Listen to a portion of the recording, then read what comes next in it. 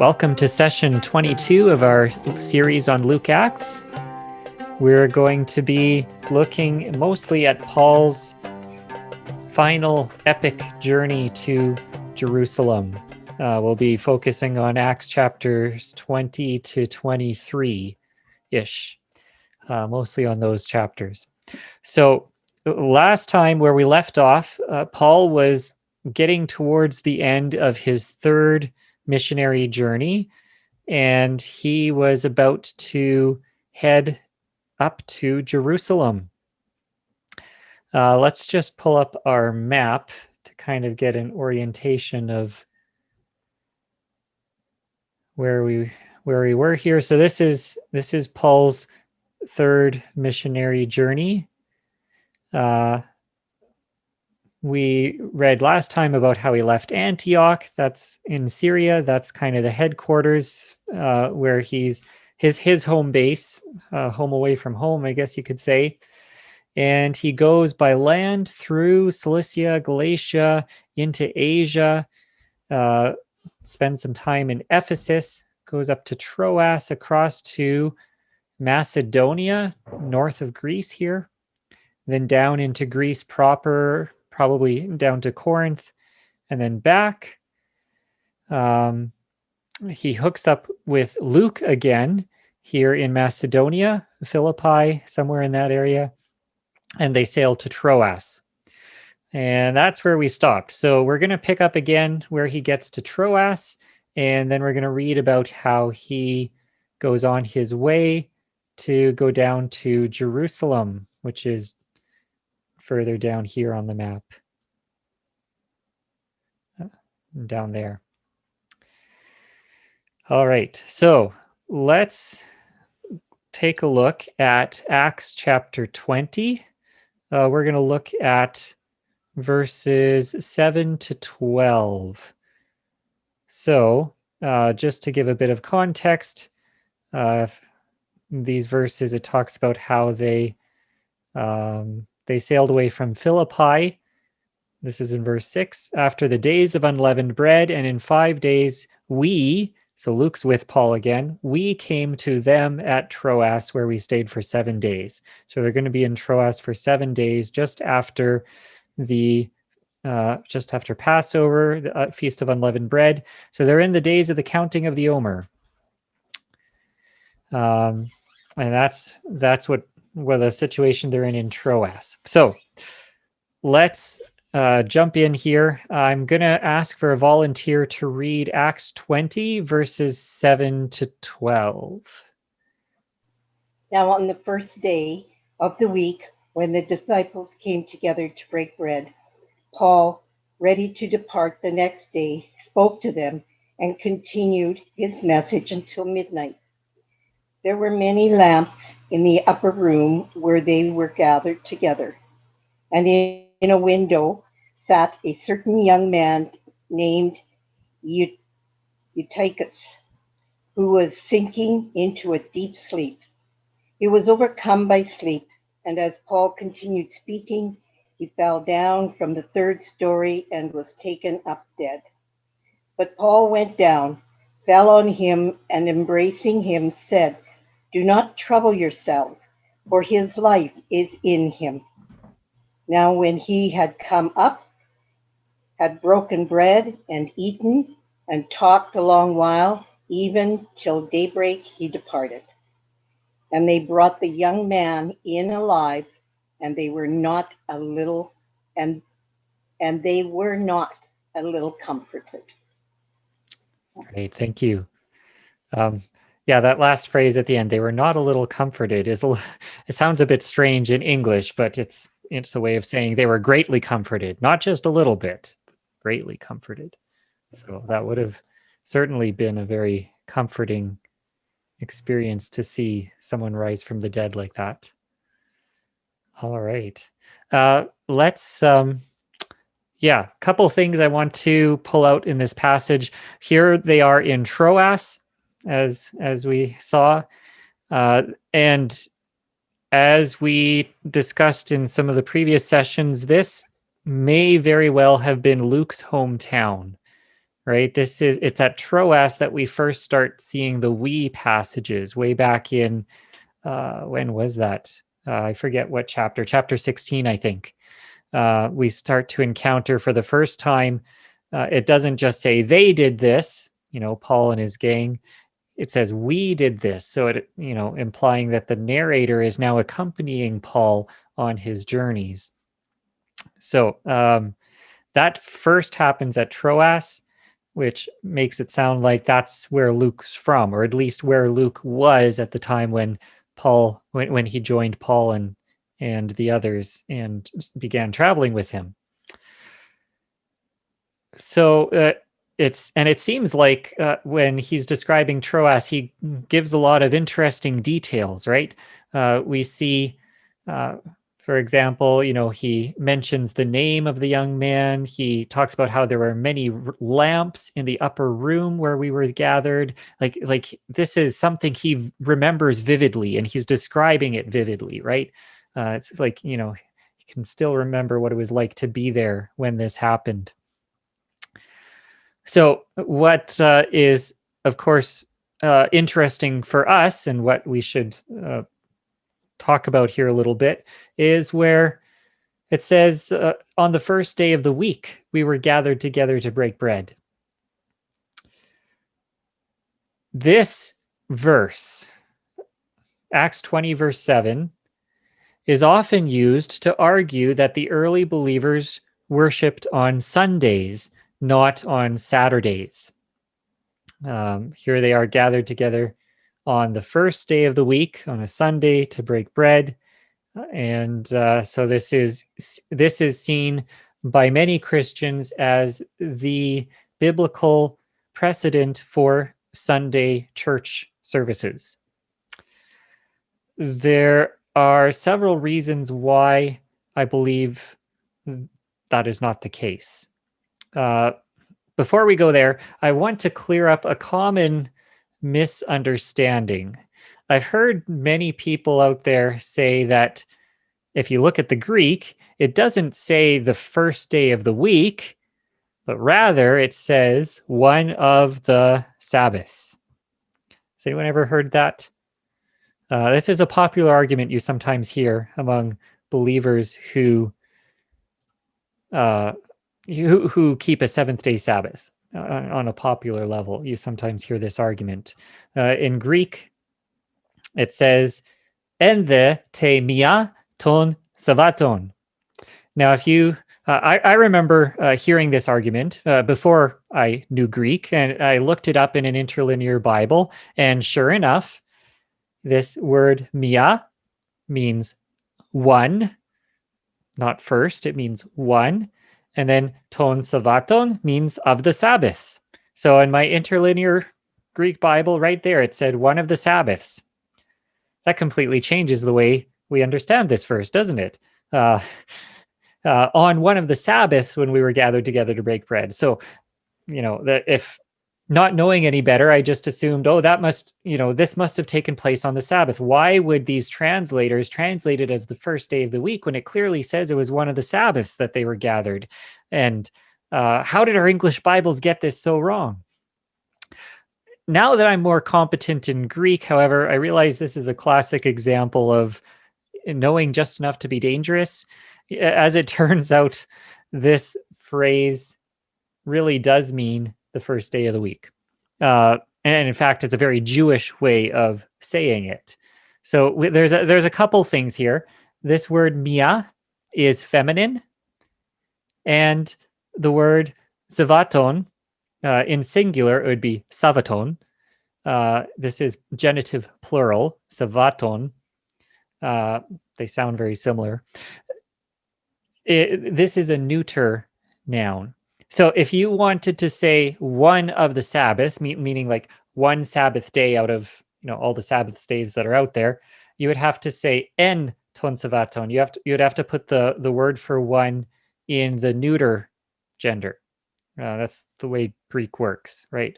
But because it's in the feminine gender, because the word day is feminine in Greek, emia emera, right? The word, the one day. Now, savaton is frequently used in Jewish circles to refer to a week. Josephus uses it frequently. The word hebdomades is another term used for the word, another word for week in Greek. We don't see that word in the Apostolic Scriptures or the New Testament, but we do see it in other writings. We see Savaton used as well, and they can be used kind of interchangeably at times. And often in the plural. That's another interesting thing about in Greek when they talk about Shabbat, Savaton, it's often put in the plural. Even if it's talking about the Sabbath day, it'll use the plural. It's just a unique feature of Greek. We could look at examples, but I don't want to bore you with that. And another thing is using an cardinal number rather than an ordinal number, right? In Greek, it doesn't say first of the week; it says one of the week, on the one of the week. And again, this is a common Semitism. It's a Hebraic way of wording it.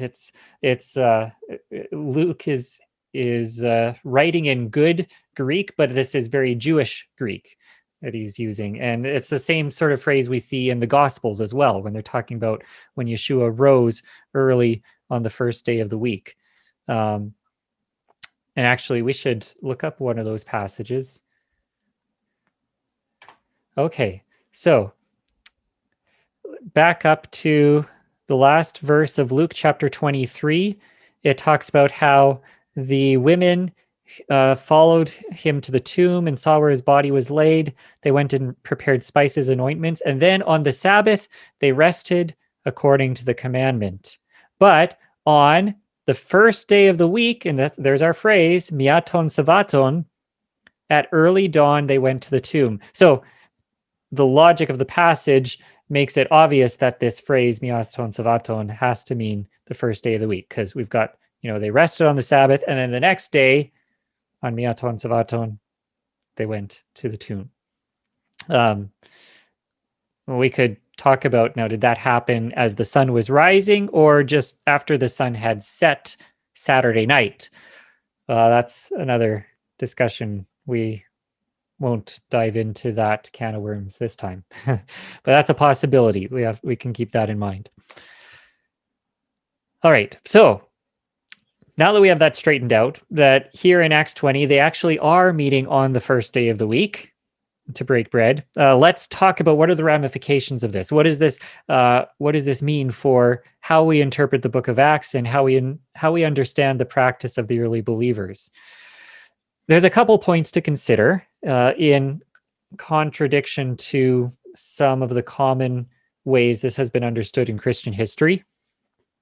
First of all, nowhere does this passage suggest that the early believers routinely gathered on Sunday, right? It doesn't say, nowhere else in the book of Acts do we have a record of believers gathering on the first day of the week. This is one occurrence that it's mentioned, and to suggest that Luke intends us to take this one occurrence as representing the way all believers everywhere did it every week, that seems to be stretching things a bit, right? So it need not suggest that this was the day that they gathered every week. Much less does it imply that all followers of Yeshua in every city abandoned Sabbath observance and replaced it with Sunday observance.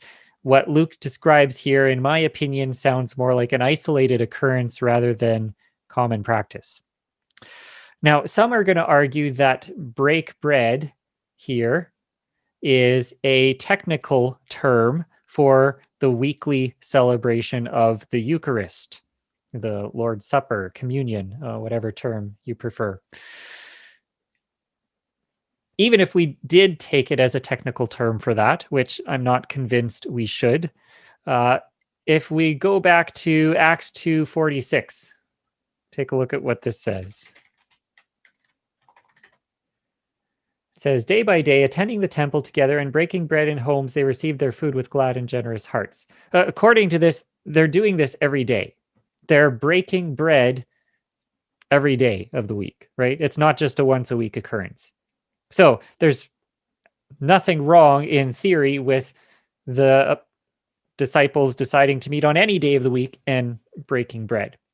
Now, I would suggest that this term break bread is actually not talking about a communion celebration, that it's actually talking about enjoying a fellowship meal together, right? This is practicing hospitality with one another. It's enjoying a shared meal together, that sort of thing. I'm not convinced that we should read into this later conceptions of sacramental practices. Anyway, that's a side thing. If you want to disagree with me on that, you can. Okay, but anyway, so the fact that they're breaking bread and that it's the first day of the week need not imply that this is the day for breaking bread as opposed to Shabbat or any other day of the week, right? Now, some are going to argue that the very fact that Luke specifies the day of the week would be superfluous if it were not common practice. But as I mentioned a little earlier, Luke mentions a bunch of seemingly superfluous details here, right? There were many lamps in the upper room. Why does he mention that? He's been giving a whole bunch of very strict chronological indicators here, right? We just read about how they sailed away from Philippi after unleavened bread. Took them 5 days to get to Troas. They stayed there for 7 days. Like Luke is very tight in chronology here, and we get more of that down in verse 15.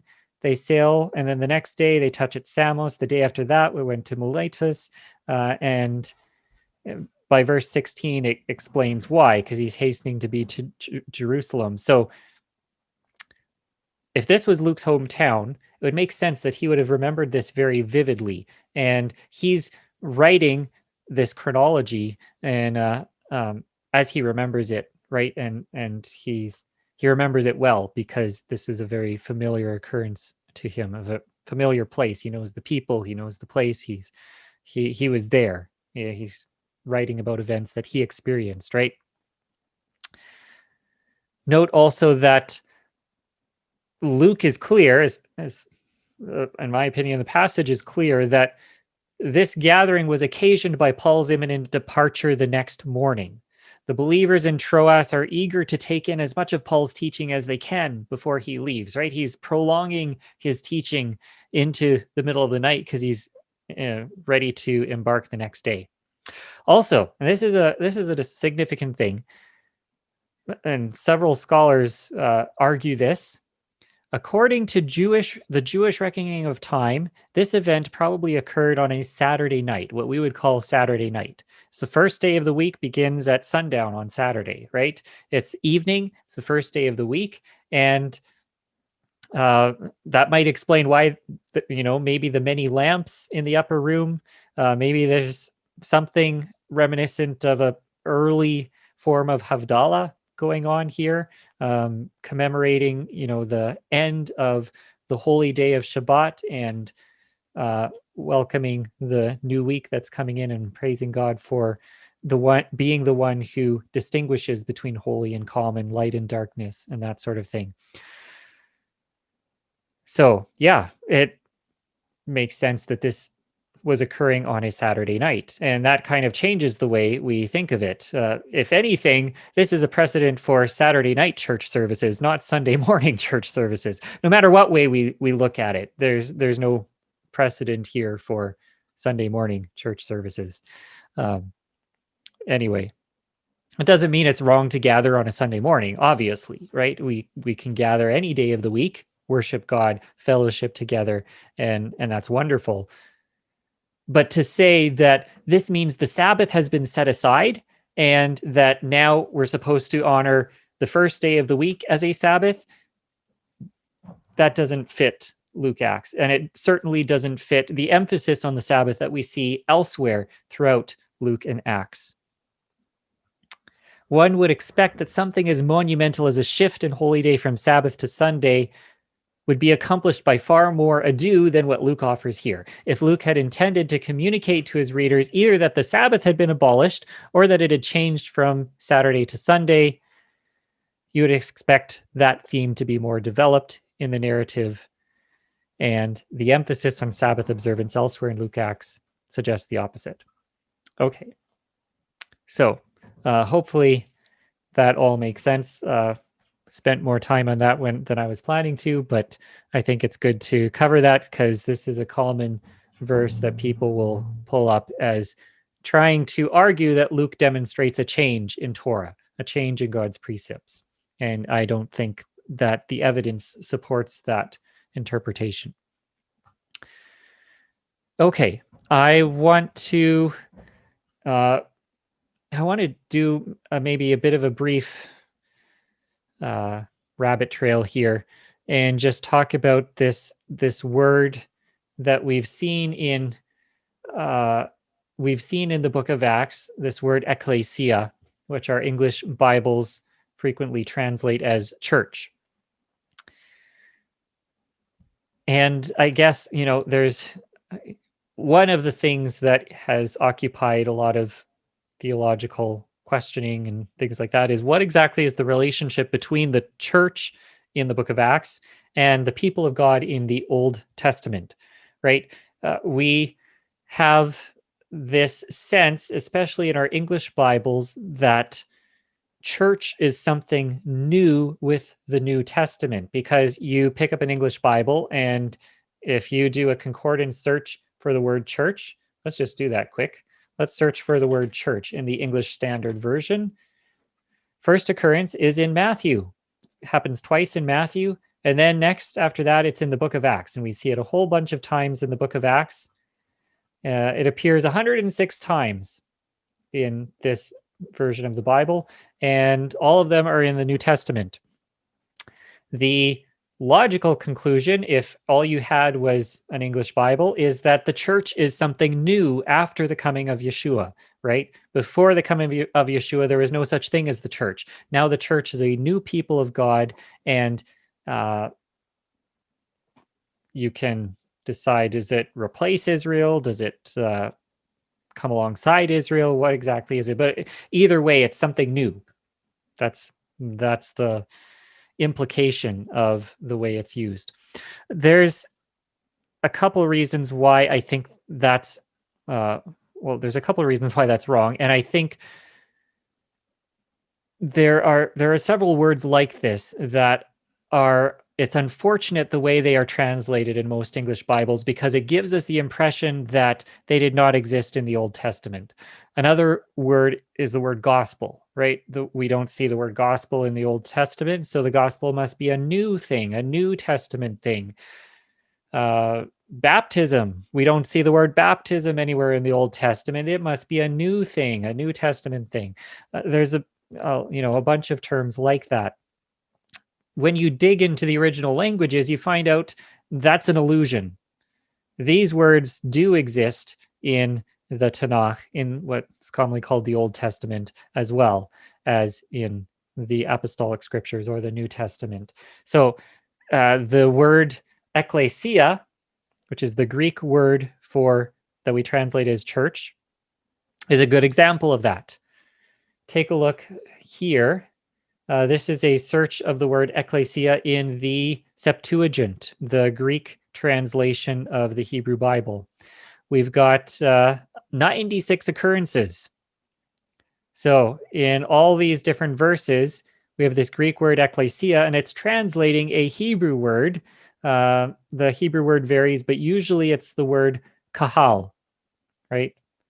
Here we have the words which the Lord spoke with you on the mountain from the midst of the fire on the day of the kahal, on the day of the assembly. This is Deuteronomy 9, verse 10. In Greek, it translates it, emera ekklesias, the day of the ecclesia, the day of the church. If you wanted to be strict on translating it the same all throughout the Bible, you'd see the word church, a good 96 times in the Old Testament, right? That's almost as many times as it appears in, what was our word? 106 times the word church shows up in the New Testament in the ESV. All right. So the word simply means congregation. Ecclesia means a gathering of people. It's not necessarily a religious gathering of people, and that's another disadvantage of English words like church, is that is used exclusively in a religious context, right? You would never talk about a church at the town hall, right? A gathering of people at the town hall. You would never talk about a bunch of people went to a rally and use the word church to describe it. That's church is a religious term. We would use a different term, secular term like gathering, right? And really, that's all that means: assembly, gathering, congregation. It refers to a group of people come together, and we do see examples even in the Book of Acts of it being used that way. So, in Acts 7:38, let's take a look at that. He's talking about Moses. This is the one who is in the ESV uses the word congregation in the wilderness, which with the angel who spoke to him. This word congregation in Greek is the word ekklesia. He was ente ekklesia, in the ecclesia. If you look at the King James Version, it's going to actually translate it as church. This is he that was in the church in the wilderness. There's a couple other places where we see this word used. Let's take a look at in Acts 19:32. It talks about how the assembly was in confusion, right? And the word for assembly is ekklesia. This is talking about a riot, right? This is not a religious connotation at all. There's a couple other instances we could look at other literature outside of the scriptures and see how this word is used in secular context, right? It means assembly. So, okay, so this is, we've got verses like Deuteronomy 31, verse 30. Moses spoke the words of this song until they were finished in the ears of all the assembly of Israel. Kol kahal Yisrael, or in Greek, pases ekklesias Israel, the ecclesia of Israel. Or Psalm 22, verse 22, I will tell of your name to my brothers. In the midst of the congregation, I will praise you. In Hebrew, betoch kahal, in the midst of the kahal, ahalalecha. Or in Greek, en meso ekklesias, in the midst of the ecclesia, I will praise you. In the context of the Torah, of the Tanakh, this word ecclesia refers to Israel, right? The congregation of Israel. And it's especially used in some places of the congregation that's gathered at the sanctuary, right? Standing before God at the sanctuary, we have this congregation of Israel. And it's interesting that the early believers used this term, which, for the Greek-speaking Jews, the Septuagint is their Bible. They use this word ecclesia. They see it all over in their Bible. And for someone like Luke or Paul or whoever to use this word, they're automatically thinking the congregation of Israel, right? In my view, this word evokes strong continuity between Israel and the people of God in the Tanakh and the people of God that are the followers of Yeshua. Okay, so one other little tidbit that might be interesting is if we look at Tyndale's translation, Matthew 16:18. Tyndale avoids using the word church. Look at how he translates this verse, Matthew 16:18. And I say also unto thee that thou art Peter, and upon this rock I will build my congregation, and the gates of hell shall not prevail against it. It's archaic spelling, but you can basically make out what it's saying as well as modern English, pretty much.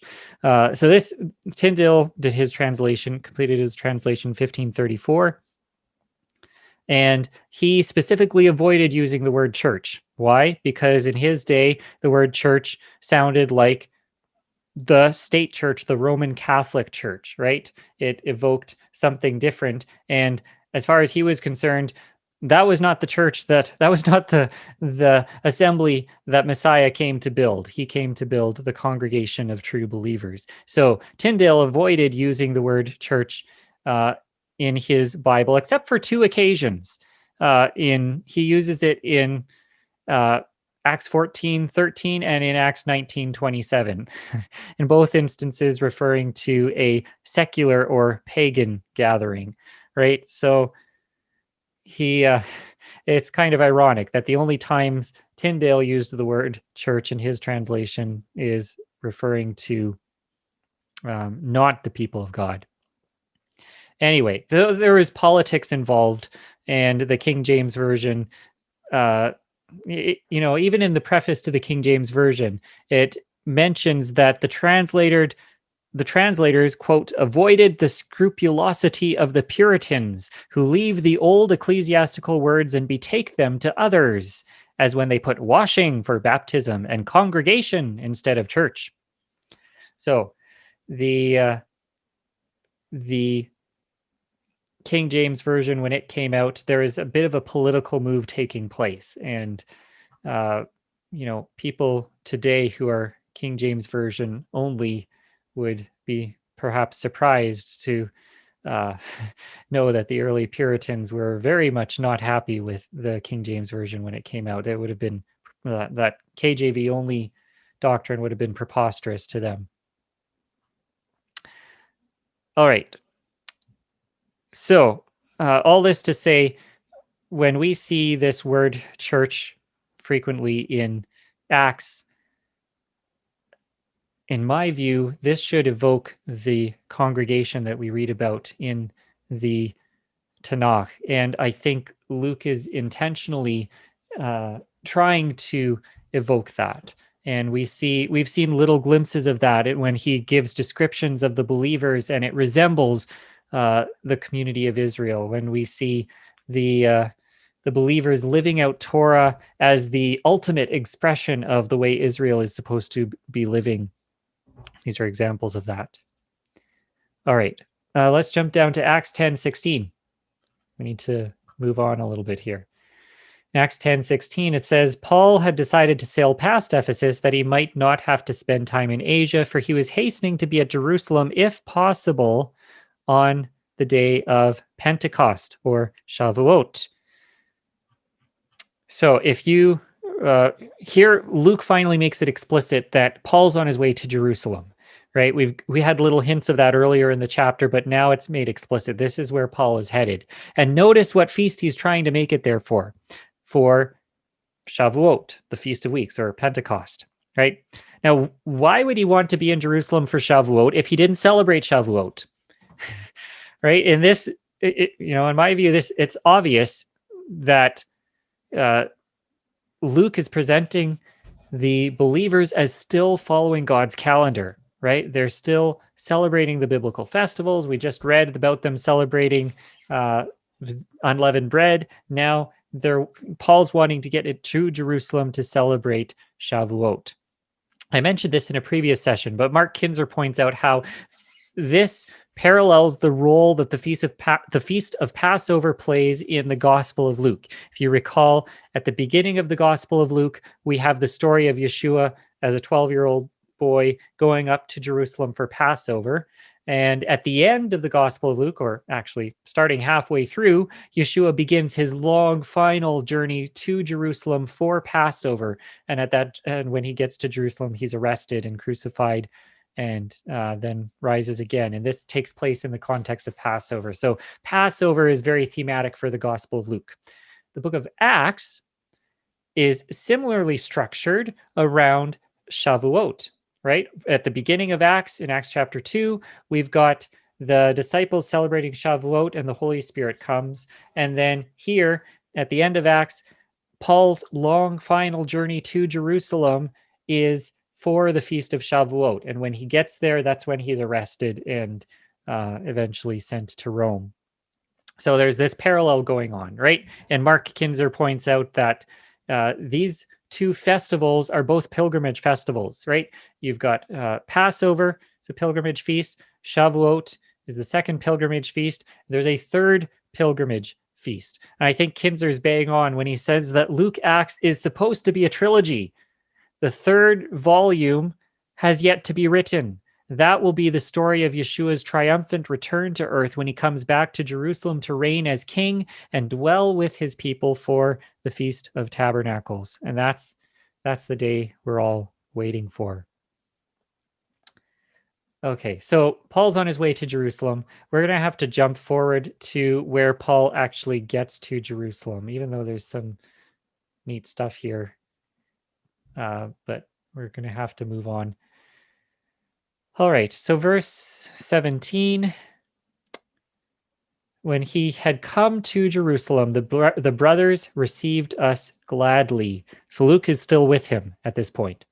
On the following day, Paul went in with us to James, and all the elders were present. Now, then he describes this meeting with James.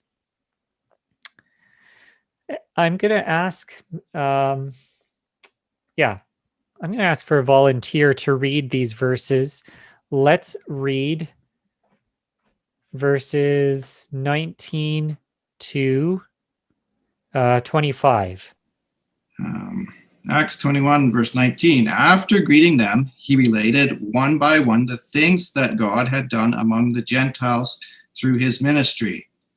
And when they heard it, they glorified God, and they said to him, "You see, brother, how many thousands there are among the Jews of those who have believed. They are all zealous for the law, and they have been told about you that you teach all the Jews who are among the Gentiles to forsake Moses, telling them not to circumcise their children or walk according to our customs. What then is to be done? They will certainly hear that you have come. Do therefore what we tell you. We have 4 men who are under a vow. Take these men and purify yourselves along with them and pay their expenses so that they may shave their heads. Thus all will know that there is nothing in what they have been told about you, but that you yourself also live in observance to the law. But as for the Gentiles who have believed, we have sent a letter with our judgment that they should abstain from what has been sacrificed to idols, and from blood, and from what has been strangled, and from sexual immorality." So there's a couple things that are really interesting here in these verses. First of all, note the parallels between these verses and Acts 15, right? In both of these instances, Paul is going up to Jerusalem and has a meeting with James and the elders, right? And at this meeting, one of the things, first of all, Paul relates all the things that God had done among the Gentiles, right? In both instances. And then in this one, James adds in the success of the mission among the Jews, if you want to call it that. All the Jews who have believed and are zealous for the Torah. Then we have this interesting accusation. There's this accusation about Paul that he teaches the Jews who are among the Gentiles to forsake Moses by not circumcising their children or walking according to the customs. This is essentially the polar opposite of what the circumcisers were arguing for in Acts 15, right? It's like the opposite that's twisted and made false. And then again, both chapter 15, the Jerusalem Council, and this council is ends with the 4 prohibitions that the Gentiles are to abstain from what has been sacrificed to idols, from blood, what has been strangled, and sexual immorality. Right. So Luke has set this event up to parallel what took place in Acts 15, and the result in both of these conferences is the same: exonerating Paul and his mission. Right. It's and in this case, it's exonerating him from the false accusations. And look at the function of what James tells him to do. So Paul has taken a vow. We saw that, I forget when that was, a couple chapters back, talks about how he cut his hair because of a vow. In Torah, you cut your hair because of a Nazirite vow at the end of your term. And that's a promise to go to the temple and offer sacrifices. Right? So here he is. He's come to Jerusalem. He's going to be going to the temple to offer sacrifices. And he immediately does what James suggests he does. He took the men, he purified himself along with them, went into the temple, giving notice for the days of purification, the offering presented for each of them. Paul's coming to present sacrifices, right? He's certainly not abandoned the temple. He's not against the sacrificial system or anything like that. He's still participating in this. He's still walking in Torah. And more than that, he is, by his actions, affirming circumcision for Jews. Or we could be even more specific. He's affirming the role of infant circumcision, right? He's affirming what the Torah says, the commandment to circumcise your sons. Right? Torah says to circumcise your son. So even if the apostles said that an adult male Gentile who comes to faith, that there's no specific commandment in the Torah that says he has to be circumcised, but they're still affirming the role of circumcision for children born on the 8th day, on the sons on the 8th day to be circumcised, according to the Torah. All right.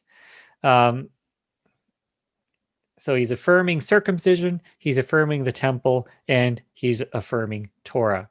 I don't see how Luke could be any more clear about this than the way he presented it here, right? Let's jump down a little bit to verse... let's keep going in verse 27 here. When the 7 days were almost completed, the Jews from Asia, seeing him in the temple, stirred up the whole crowd and laid hands on him, crying out, "Men of Israel, help! This is the man who is teaching everyone everywhere against the people and the Torah and this place." Okay, who's the people? Israel. Who's, the law? That's the Torah, right? This place, the temple. So they're saying he's teaching against the people of Israel, he's teaching against the Torah, and he's teaching against the temple. Moreover, he even brought Greeks into the temple and has defiled this holy place. For they had previously seen Trophimus the Ephesian with him in the city and supposed that Paul had brought him into the temple. Now, the way Luke lays this out, he makes it very clear that all these accusations are false. I mean, he just disproved these 3 in his actions, right? He just disproved this rumor that he is somehow against the people of Israel or the Torah or the temple by affirming exactly those 3 things: affirming the Jewish people, and affirming the Torah, and affirming the temple. And Luke makes it clear that Paul hadn't brought Trophimus the Ephesian into the city. So if we jump down to the beginning of verse 21 or 22, sorry, let's go to chapter 22. Paul begins to speak. He gives this defense. So there's this crowd that comes up, they grab him, they carry him away. The tribune comes and rescues him basically from this mob that are about to stone him. This Roman tribune rescues him, and so he wants to address them, the Jews. And he says, "Brothers and fathers, hear the defense that I now make before you." When they heard he was addressing them in the Hebrew language, they became even more quiet. And he said, he goes on, I'm a Jew. I was born in Tarsus in Cilicia, but brought up in this city, in Jerusalem. So he was educated in Jerusalem at the feet of Gamaliel, the Pharisee. We met him earlier in the book of Acts. According to the strict manner of the law of our fathers, being zealous for God, as all of you are today.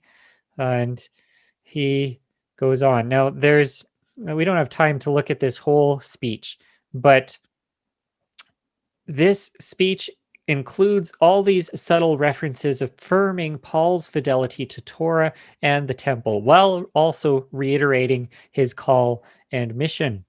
Notice how look at how he describes Ananias, the believer Ananias, who laid hands on Paul and helped him receive his sight right after the Damascus Road experience. He says, Ananias, a devout man according to the Torah, well spoken of by all the Jews who lived there.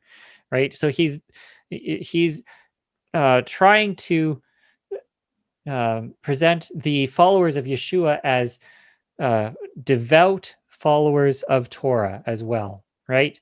Following Yeshua does not lead you away from Torah. Following Yeshua makes you more observant. And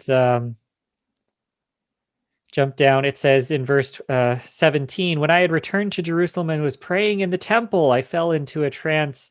And this event is not mentioned anywhere else. We don't read about this earlier in Acts. So the fact that Paul is mentioning this in this context, this is another. Why would he be praying in the temple if he hated the temple or thought it was a terrible place that was about to be destroyed?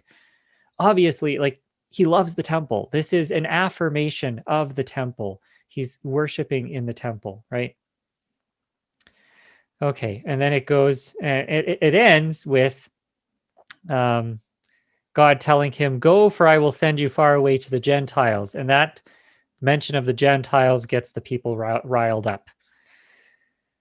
The accusations against Paul are precisely because of this whole issue of Gentile inclusion, right? That was what was so controversial in these days.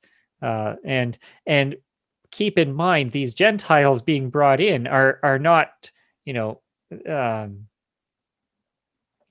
the majority of them that we read of in the book of Acts, the majority that are explicitly described by Luke, are God-fearers, right? These are not just pagans fresh out of the idol temples who decide they want to follow Yeshua but don't want to keep any Torah. These are people who are hungry to follow Torah. They're attracted to the Sabbath. They're attracted to the festivals, and they're attracted to the dietary laws. And these are the kinds of people that are flocking to Yeshua. And so, but this was controversial in these days. This was these God-fearers, these Gentile sympathizers, were not accepted as I should put it this way: the manner of inclusion afforded them by the followers of Yeshua was unprecedented in any other form of Judaism that we see in the first century in that era, right? To be welcomed in as fellow heirs, as equal citizens with the Jewish people, without imposing circumcision on them. This was novel and unprecedented and controversial, right? And it kept getting Paul in trouble. And I think this is precisely what Luke is painting here, is precisely what is controversial about Paul's epistles as well. Paul's epistles, these passages that are often interpreted as speaking against Torah, are many of them, the point of them is to speak against imposing circumcision on adult male Gentiles. That's the point that Paul is combating. And again, that's precisely what kept getting him in trouble. And so Luke is trying to show that Paul is really not anti-Torah. He's simply teaching that adult male Gentiles do not need to be circumcised in order to be saved. And that's precisely what James and the elders affirm in chapter 21. Okay, let's we're going to have to wrap up soon, but I want to look at one last passage, at the end of chapter 22, beginning of chapter 23, there's this really interesting interchange that takes place. So the Roman tribune wants to find out why exactly the Jews were in an uproar about Paul. So it says in Acts 22, verse 30, he commanded the chief priests and all the council to meet, and he brought Paul down and set him before them. So this is the Sanhedrin is coming together to put Paul on trial. Paul is on trial before the Sanhedrin, right? And what are we reminded of here? We're reminded of Stephen. We're reminded of Peter and John in Acts chapter, chapter 3, chapter 4, roughly around there, right? And so this is like deja vu all over again, right? This is a theme we've seen before. Looking intently at the council, here we are in Acts 23, verse 1. Paul says, "Brothers, I have lived my life before God in all good conscience up to this day." And the high priest Ananias commanded those who stood by him to strike him on the mouth.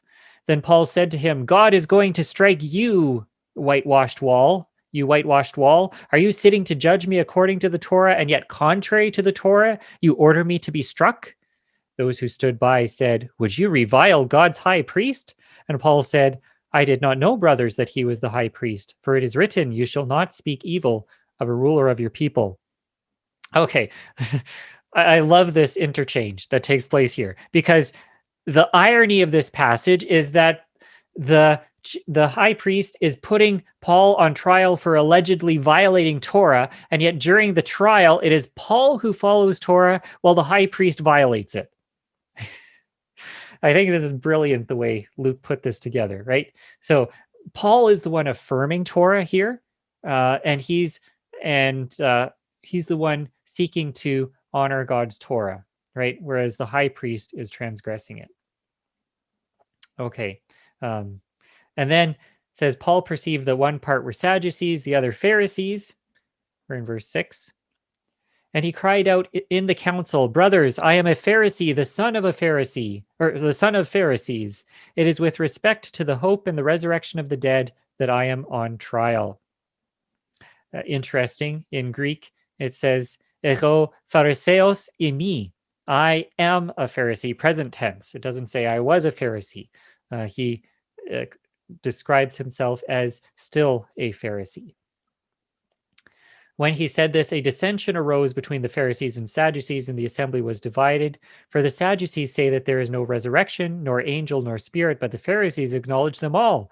Then a great clamor arose, and some of the scribes of the Pharisees' party stood up and contended sharply, "We find nothing wrong in this man.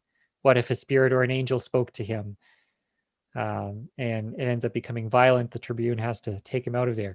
But notice that Paul is vindicated by the Pharisees, right? If Paul had truly been breaking Torah, there's no way they would have exonerated him here. This is, again, another affirmation that Paul was faithfully following Torah. And again, we see Luke depicting the Pharisees as defending the followers of Yeshua, just like when Peter and John were on trial earlier in Acts. The Pharisee Gamaliel, who happened, Paul just mentioned, that was the guy who he trained under. The famous Rabbi Gamaliel was Paul's mentor, Paul's teacher. He's the guy that defended the followers of Yeshua. Again, we see the Pharisees defending the followers of Yeshua. Luke has a very complex view of the Pharisees, right? We've mentioned this other times, but in some of the other Gospels, like Matthew or even John, the Pharisees are painted, always in a bad light. They're the ones opposed to God's purposes and opposed to Yeshua and the followers of Yeshua. But in Luke, it's more nuanced, right? We do see negative, Pharisees in a negative light on occasion, but we also have these amazingly positive portrayals of Pharisees, and I think the difference between the two is just the setting in which these writers are writing, right? both Matthew and John, I believe, were writing in a community context where the biggest threat to the followers of Yeshua was the Pharisees. Luke is writing in a context where the Pharisees were probably not an immediate threat to the followers of Yeshua. But anyway, that's another thing we could look at more another time. Anyway, I want to end by reading this verse, Acts 23, verse 11. It says, "The following night the Lord stood by him and said, 'Take courage, for as you have testified to the facts about me in Jerusalem, so you must testify also in Rome.'" Paul gets this message that he is to go to Rome, and that's going to impact his behavior in the next chapter and beyond. And so here we get a hint that, this is not, the story is not going to end in Jerusalem, but Paul is going to be transported to Rome. And we've got this interesting kind of irony going on here, right? So the Jerusalem is supposed to be the capital of God's kingdom, and yet that is where Paul is being persecuted. And in a strange way, he's almost being rescued by Rome. Now, of course, that's not the story eventually ends historically where Paul is put to death in Rome. So it's not like Rome is the good guy and Jerusalem is the bad guy here, but there's an interesting interplay going on between these two kingdoms, right? And it's almost like who's really ruling Jerusalem at this point, right? Jerusalem is and the Jerusalem leaders, right, particularly as represented by the high priests, the chief priests, this ruling class in Jerusalem are being ruled by Rome, and Rome's influence is coming out in Jerusalem as well. And so there's this clash of kingdoms going on, and this will be a good segue for our next session when we cover Paul's journey to Rome and look at the end of the book of Acts.